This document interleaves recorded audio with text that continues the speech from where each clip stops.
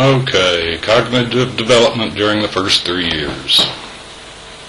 Chapter 5. I'm going to buzz through it. Okay, behaviorists really view mechanistic theory as the way to go. They think that everything needs to be measured, everything needs to be observable and recordable, and that we are pretty much machines that react to our environment. They do believe that babies are born with the ability to learn. They use classical conditioning, operant conditioning. Classical conditioning has to do with autonomic or automatic reflexes, reactions. We use the example of Pavlov and the dog. What they did was they took a unconditioned stimulus, which is food, and an unconditioned or unlearned, whenever I say conditioned, think learning. So an unlearned response, which is salivation, and when they put the food on the dog's mouth, the dog would salivate. Then they paired a neutral stimulus, something that dogs really don't care about, which in the first case was the bell, and they would ring the bell, feed the dog, ring the bell, feed the dog, ring the bell, feed the dog many times until they could ring the bell without feeding the dog, and the dog would still salivate. So the unconditioned stimulus was changed or substituted with a neutral stimulus that had become a learned stimulus or a conditioned stimulus, and the response, which was still salivation, had shifted from the food to the bell. That is classical conditioning. So anything that has to do with very strong emotions, uncontrolled things, would be considered in the area of classical conditioning. Operant conditioning is use of reinforcement and punishment to shape behaviors. Most of what we learn this way. Reinforcement is anything that increases the likelihood that a behavior will be repeated. Punishment is anything that decreases the likelihood that a behavior will be repeated. So whatever, if you think you're punishing someone, but the behaviors that you're targeting go up, you are not punishing them, you are reinforcing them. If you think you're reinforcing something and the behaviors go down, you are punishing them. Each person finds different things reinforcing and different things punishing. To help, that's far enough as far as the testing goes. So in this, they use the camera with the flash bulb causing the child to blink. That is the unconditioned stimulus and unconditioned response. Eventually, just the clicking of the camera can cause the child to blink, even though there's no flash. I do know what infantile amnesia is, inability to remember events prior to age 3. We may be able to remember things, but if so, some people feel that it is stored in visual memory. Visual memory does not use symbols. It uses, it cannot be brought into consciousness. The video talked about symbolic thought, representative thought. This is a stage where people start to use words, pictures, other things to represent in their minds what they are discussing or thinking about. Almost everything we do is in symbols. So operant conditioning just in infancy demonstrates that children do have memories and they can remember things and learn from things. It just requires repeated exposure to whatever you are looking at so that it becomes important to the infant.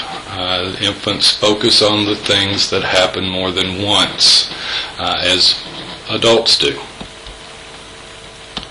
Psychometric approach, do know that they are into testing. They like to measure things. They do achievement tests and aptitude tests.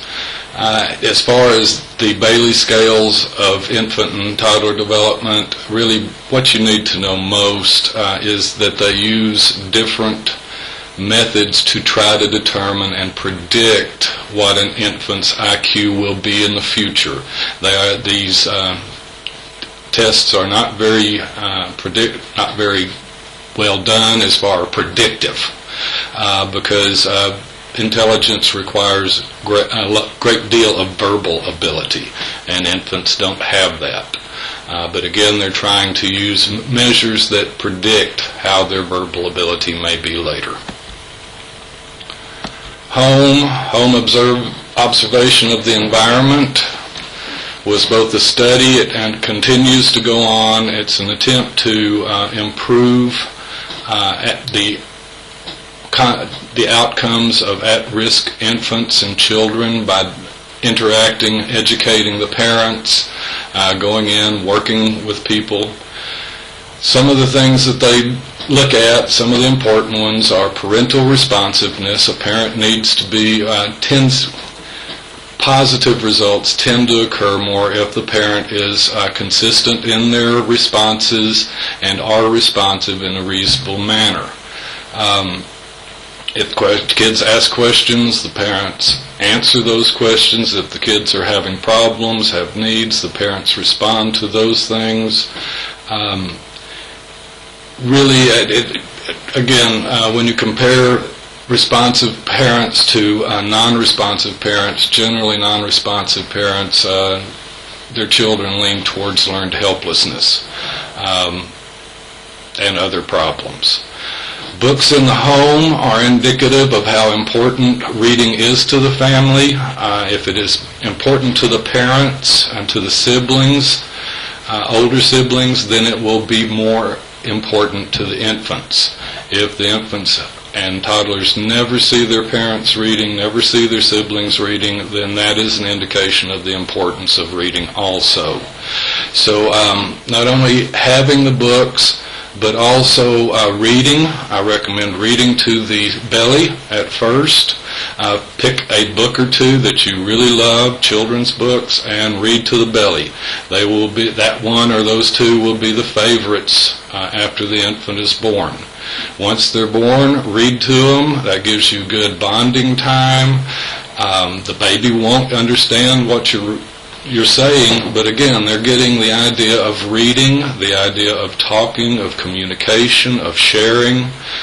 They get the rhythm of narrating compared to conversations down. So it's another opportunity to interact with your baby and have some positive results. Presence of educational playthings. Very important, but again, you're trying to deal with giving them many opportunities of stimulation, manipulation of different things, and learning through interaction with objects. So these educational playthings don't have to be expensive. Wooden blocks cut out of lumber, things with different colors, shapes, and textures are pretty simple and inexpensive to make. Again, I would recommend Googling stimulating infants, and I think that you can find lots of good ways to stimulate your baby without putting a lot of money into it.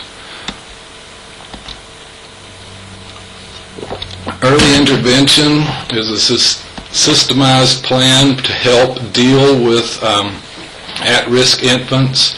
Home is can be used as a screening tool for determining who is at risk. They should start very early, and they should be consistent and last until preschool starts, when the child starts school. Once they start to school, the same interventions should be continued in the public school environment. They are time intensive. It takes a lot of effort to make things better.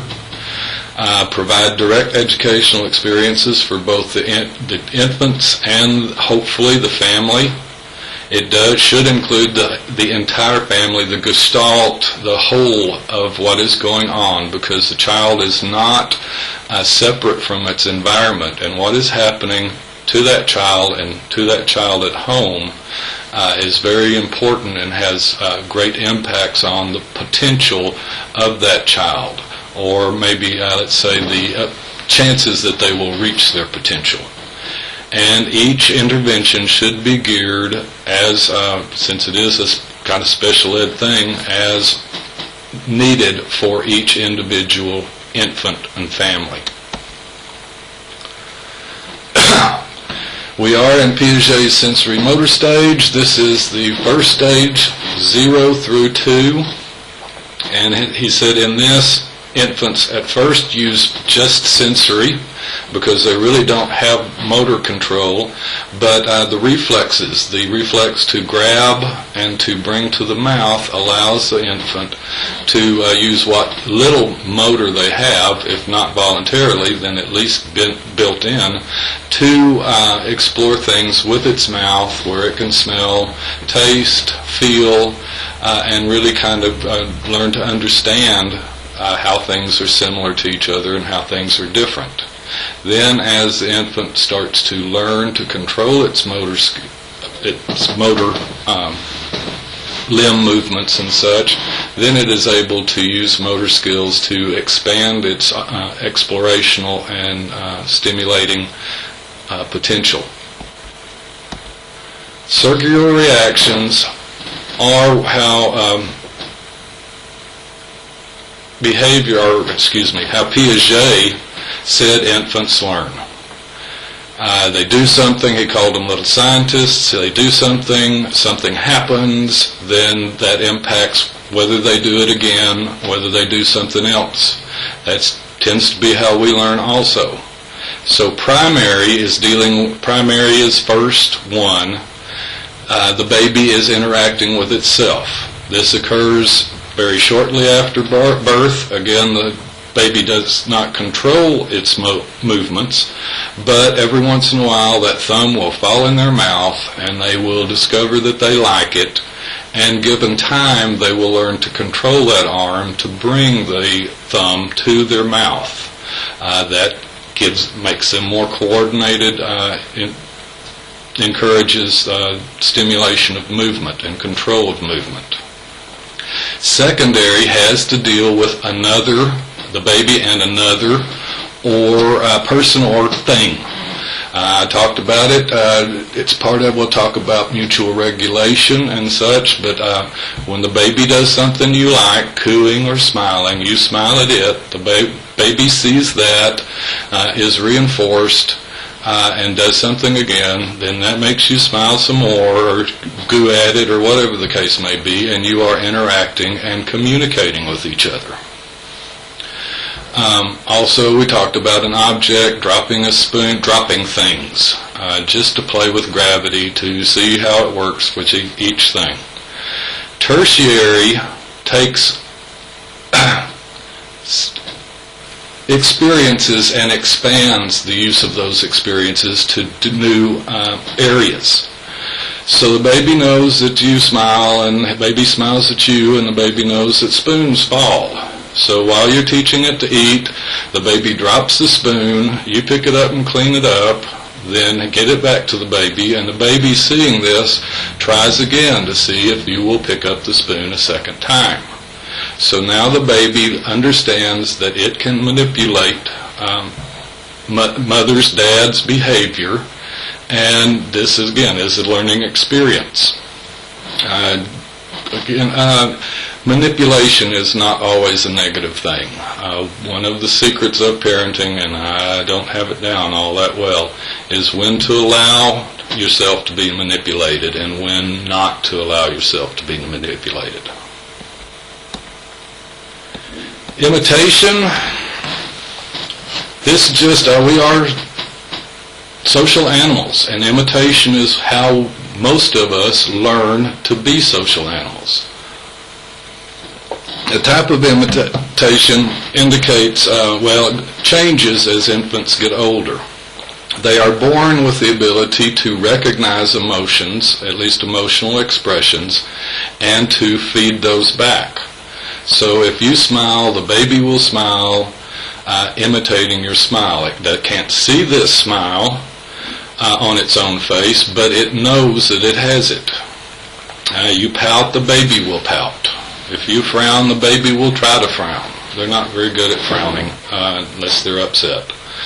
Visible, using parts that can be seen. I use the example of waving bye-bye to grandmother and prompting. Grandmother models the behavior that we're looking for. You reinforce and help that behavior until the baby understands what you're trying to do. And as one student pointed out, most of the time they will wave this way first because they are looking at their hand the way that they see grandmother's hand. Deferred imitation demonstrates the ability to learn and remember. I can't learn very much if you can't remember. So imitation after a delay. The morning after your parents go out to dress up in their shoes or hat or whatever the case may be. Having tea parties, playing doctor, playing house, and acting as their parents do around.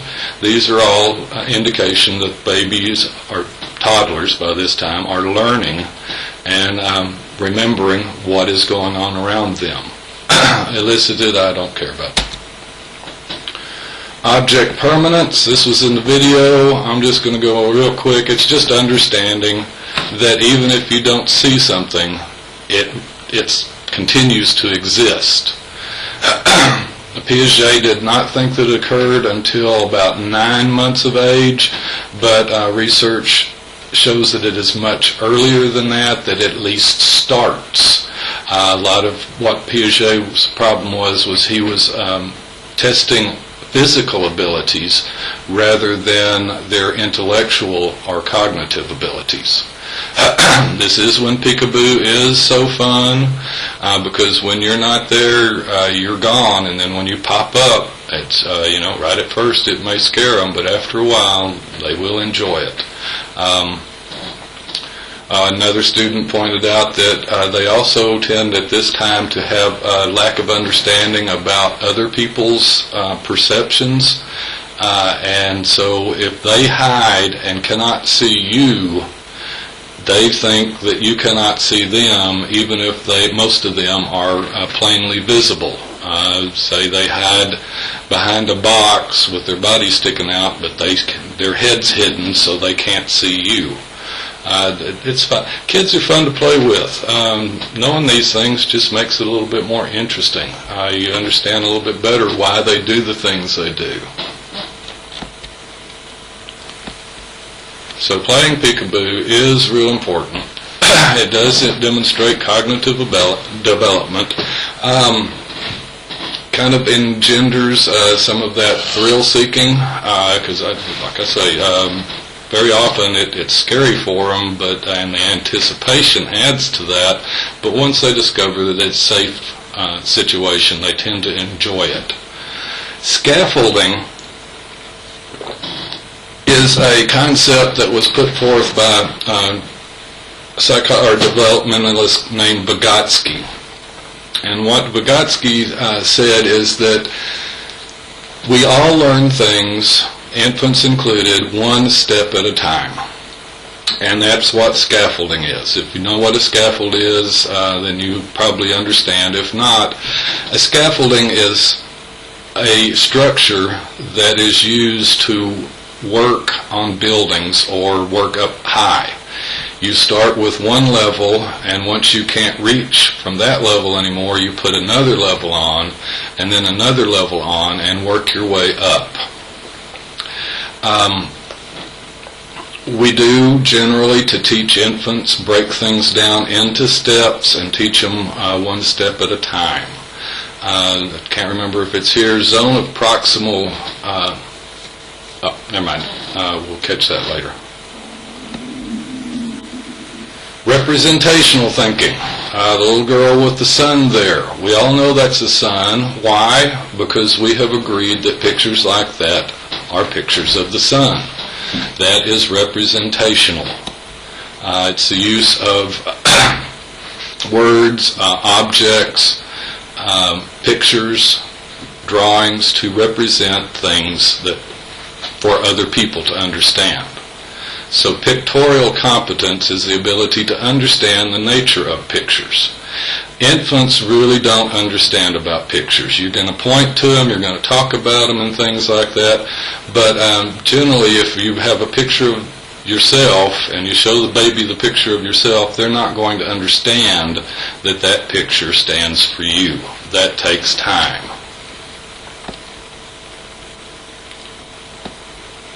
Dual representation hypothesis just says that it's very difficult to represent things in two different ways at the same time.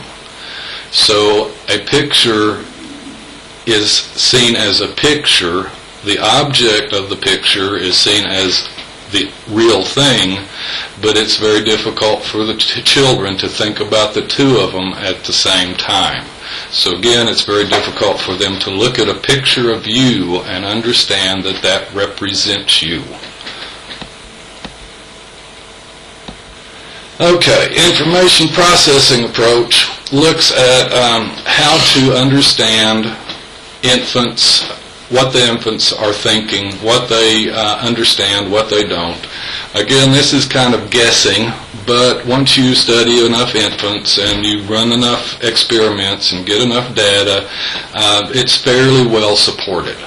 The video did habituation versus dishabituation. The way I remember this is habituation is when a thing becomes a habit. When a thing becomes a habit, it's not important. So it's a type of learning in which familiarity is indicated by reduced response. So a baby generally, if I think the video talked about them looking at things longer, and once they are looking at new things longer or unusual things longer than things that they are familiar with. As they become familiar with something new, then they don't look at it as long. Sucking also changes with new compared to old things or familiar things. Very often, if something brand new and unusual pops up into a baby's vision, while it's sucking on something, it will stop sucking and stare at what's happening. Then it will go back to sucking as it becomes familiar. Or the infant may start sucking faster, kind of showing that it is thinking about something. So changes, either stopping and doing the staring routine or sucking faster, can indicate that an infant understands that they are dealing with something new to them. So dishabituation is the increase in responsiveness with something new. So that is either the stopping and staring or the sucking faster. Visual preferences. Babies like things that are new better than things that are old. At least they pay more attention to the new stuff because babies have real short attention spans. They are into new things. Again, very much like a lot of adults. Cross-modal transfer, using one or more senses to guide the others.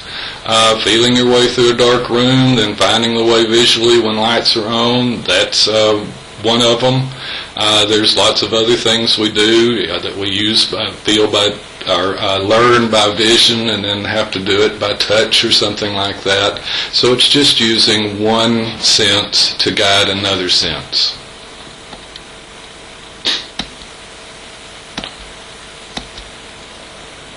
Watching TV, try to keep it to a minimum. I'm not going to say that watching TV is horrible all the time, but there are usually better things for the infant and you to be doing. Categorization. We all categorize things in various ways. Piaget talked about adaptation, the ability to assimilate and accommodate. We assimilate new information into our schemas, the way we have things categorized and organized in our brains, and then we accommodate that new information by changing our schemas some. So a couple of different, you can categorize by shape, by color, lots and lots of different ways to categorize. Perceptual categorization is based on how things look. Birds and planes both have wings and can fly, so they are related on some level. But if you compare them and categorize them by whether they are a living thing or a not living thing, then they don't fit the same category. So again, it kind of depends, and children fairly often categorize ways in entertaining ways. Excuse me. So that's perceptual, how they look, how they appear to us. Conceptual is what they are. And again, chairs, tables, sofas, all furniture, your stove, your refrigerator are appliances. So again, we can categorize things in many ways. Toddlers tend to only be able to categorize by one feature. It takes a little bit of knowledge to get to other places. Causality, understanding that actions cause consequences. It is important for us to understand causality, otherwise the world doesn't make much sense. I can't tell you how often I read people's comments and stuff, total adults, and they don't seem to have any understanding of causality at all, or a very limited and mistaken one.